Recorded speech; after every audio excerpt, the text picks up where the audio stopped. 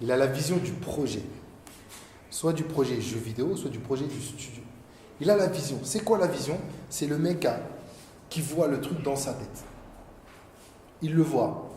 Il connaît au détail précis. Il sait exactement ce qu'il est en train de faire ou pas, mais il voit les choses dans sa tête. Il y a celui qui a la vision et les autres qui connaissent la vision. Parce que moi j'ai une vision, je t'en parle, à un moment tu la connais, mais tu ne la maîtrises pas. Ce qui veut dire que demain je rencontre quelqu'un, il se passe un petit truc, comme c'est moi qui ai la vision, je peux tout chambouler, tout changer, tout de suite, c'est moi qui l'ai, je la gère. Celui qui vient vous voir et qui vous dit « Ah, j'ai entendu ça, et à ton avis, qu'est-ce qu'on fait ?» C'est celui qui n'a pas la vision. Moi, j'avance sans Philippe et sans Eldrick, parce que c'est moi qui ai la vision. Je peux tout de suite changer parce que j'ai trouvé une opportunité, j'ai rencontré quelqu'un, je peux tout de suite changer. Et après, j'en parle à Philippe. Et Philippe comprend le truc, il dit ouais, et là, il me donne des conseils. Et Philippe, quand il voit un truc, il voit une opportunité, il m'appelle et il m'explique, il me demande. Donc, la première chose, c'est le mec à la vision. Je vois le truc. Vous savez, c'est le mec des fois, il a du mal à expliquer les choses. Bon, laisse tomber, je me comprends. Tu vois, je me comprends. Tu comprends pas ce que je dis? Il a du mal à l'expliquer. Après, vous voyez, il faut être un bon leader, il faut savoir expliquer les choses. Mais ça apprend, je vous ai dit. Mais voilà, c'est le mec qui comprend et qui peut avoir du mal à faire comprendre aux autres ce qu'il voit. C'est celui-là qui a la vision. Ça, c'est un premier critère. Deuxième critère, c'est celui qui va chercher les autres. C'est celui qui a besoin des autres. Parce que lui, il sait où il veut aller, donc moi, je vais aller là-bas, mais pour y aller, j'ai besoin de ça, j'ai besoin de ça. Donc, je vais venir t'appeler, je vais te chercher, je vais te séduire, je vais te convaincre à venir dans mon projet. Ça, c'est le leader. Celui qui rejoint un projet n'est pas le leader. C'est un mec qui a vu en une personne un leader, un projet de ouf. Je te rejoins. Je suis numéro 2, 3, 4, on voit ça après. Mais voilà, le leader, c'est celui-là qui va voir les autres. Troisième point. Le leader, cherchez pas. C'est celui qui bosse le plus. Stop. S'il bosse le moins, c'est qu'il y a un problème, c'est pas le leader. Le leader bosse 24 heures sur 24. Pas 23 heures. Ça n'existe pas, ça. Dans ce que je vous dis, il faut comprendre un truc, en fait. C'est que celui-là qui n'est pas leader, passer du temps devant son ordinateur, il est 17 heures, j'arrête, j'ai travaillé, il est 17 heures, j'arrête. Le leader, il va travailler jusqu'à 17 heures, mais quand il va partir de son ordi, il continue à travailler en réfléchissant, en pensant. Il est en train de marcher dans la rue, il est en train de réfléchir, il est en train de se penser des trucs. Avant de se coucher, il a son idée dans la tête. Au moment où il se réveille, il a son idée. Il travaille 24 heures sur 24. Des fois, quand on voit un patron, un boss qui est assis, qui ne fout rien, non, il ne fout pas rien, mec. Il pense à sa stratégie. Il a rencontré un mec qui peut lui faire dévier un truc. Il réfléchit à un problème à résoudre. Être dans la réflexion, c'est du travail. Le travail, être de telle heure à telle heure devant un ordinateur, c'est en général faire un truc qu'on a appris à faire, qu'on n'aime pas forcément. Mais le leader, c'est 24 heures sur 24. Quand vous allez sortir de cet atelier tout à l'heure, ce que je vais vous dire va vous trotter dans la tête. Vous allez réfléchir. La semaine prochaine, vous allez réfléchir. Vous êtes le leader. Vous bossez en fait. Ça vous arrive jamais? Vous êtes quelqu'un vous parle et t'as dit quoi? Vous étiez en train de réfléchir à un truc à vous. Le leader bosse 24 heures sur 24. En fait, le leader, c'est... personne n'est papa ici? Papa, maman? Ok. Eh bien, c'est être papa en fait. Un papa, c'est pas un boulot de telle heure à telle heure. Moi, je suis père, j'ai un fils. Avec vous, je suis papa. Il y a un truc, ma femme m'appelle, je suis papa. 24 heures sur 24, ça y est, je suis mort. C'est fichu. Je ne peux pas dire à mon fils, non. À la crèche, eux, ils ont un boulot. Ils gardent mon fils de telle heure à telle heure. Ça, c'est un boulot. Mais moi, j'ai une responsabilité 24 sur 24. Vous êtes les leaders. Vous avez un projet. Vous avez un studio, un jeu vidéo, c'est 24 sur 24 et rien d'autre. Focus à mort. Ça, c'est le leader. Si ce n'est pas le cas, si vous prenez des vacances, même en vacances, vous devez bosser. Même en vacances, vous êtes sur le bateau, vous réfléchissez. sur les skis, ou j'en sais rien, mais vous réfléchissez tout le temps, tout le temps, tout le temps. Ça, c'est un critère de leader. Quand on a ce leader, il est au milieu, vous le mettez au milieu, bang, il est au milieu.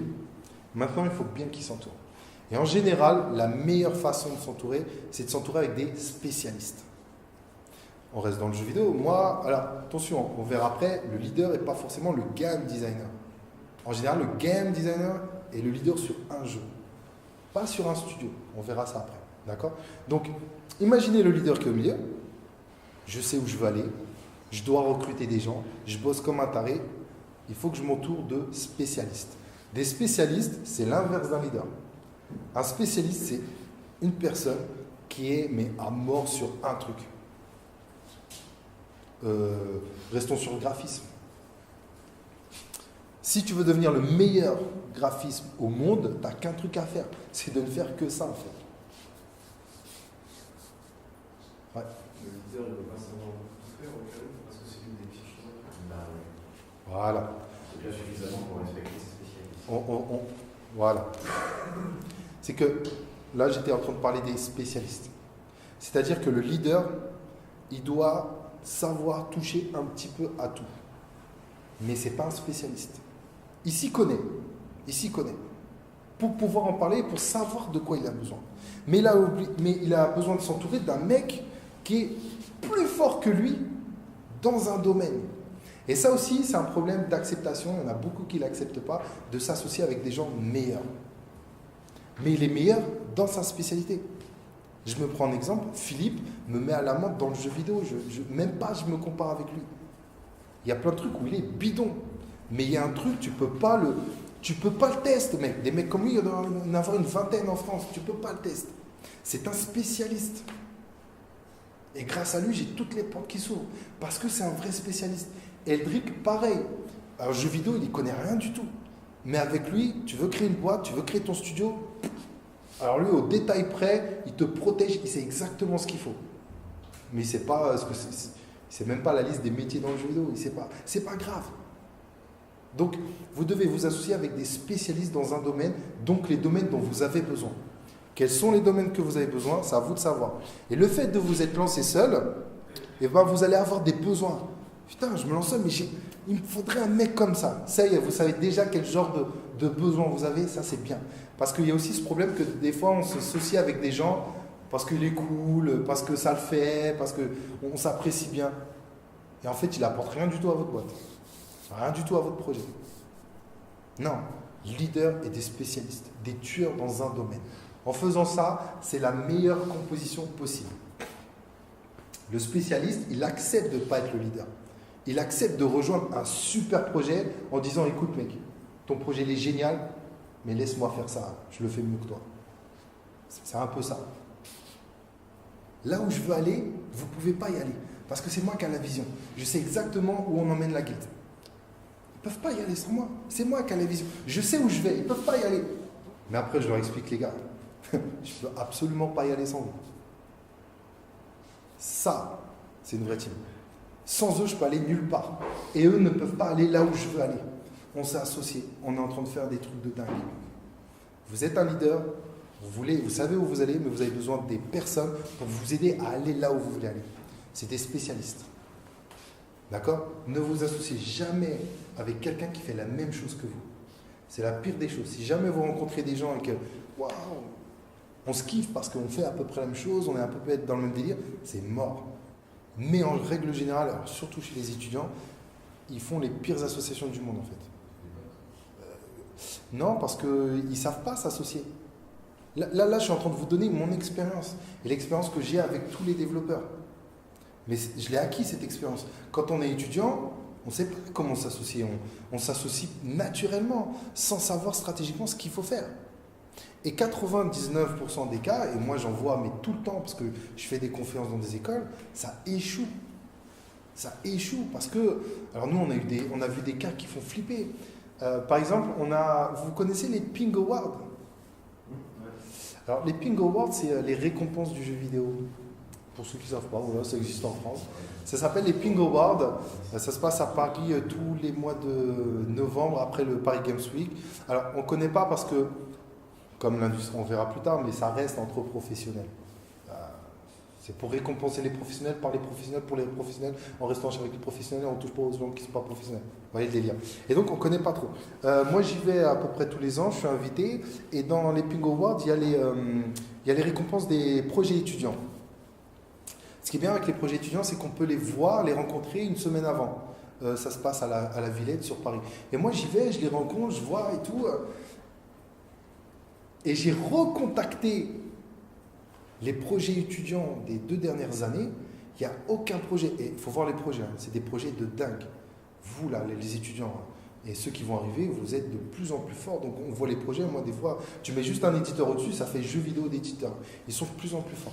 Mais les projets n'arrivent jamais au bout parce qu'ils se sont mal associés. Et quand ils arrivent à la fin de leur cursus scolaire, clash.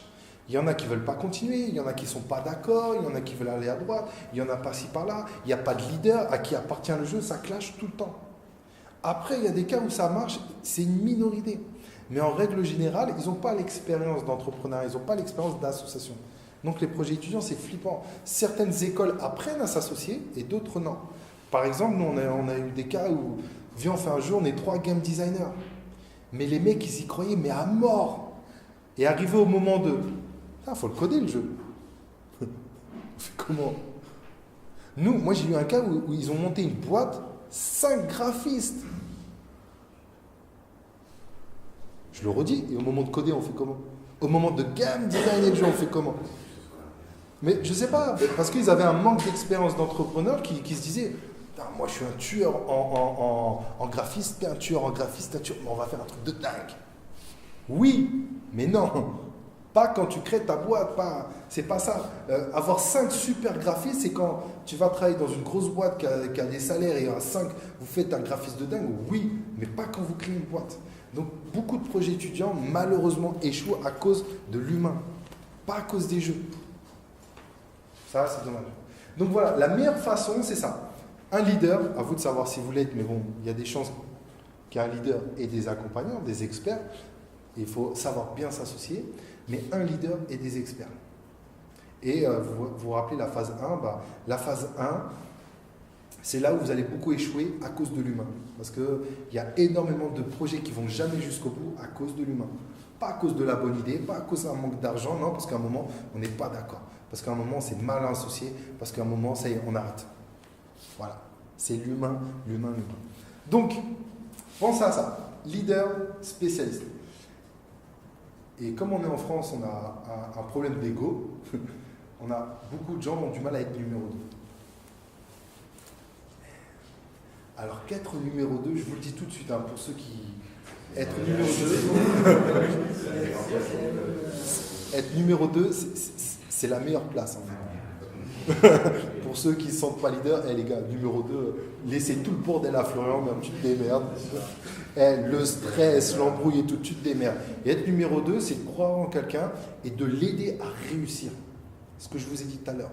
Si vous acceptez d'être numéro 2, c'est le top. Et comme on est en France, on a encore du mal avec cette culture. Mais être numéro 2, c'est très bien. C'est dire, non, j'ai ma place. Je suis un tueur et il a besoin de moi. Et je vais tout faire pour qu'il réussisse. Parce que c'est lui qui va m'emmener au plus loin. C'est pas moi. Moi, je suis un tueur là-dessus. Laisse-moi faire mon boulot. Laisse-moi être le meilleur là-dessus. Et de montrer au monde que le graphiste, ouais, c'était moi. Mais le projet, c'est nous tous. Si vous acceptez ça et que vous avez dans votre équipe des gens qui acceptent ça et que vous êtes le leader, ça sent bon.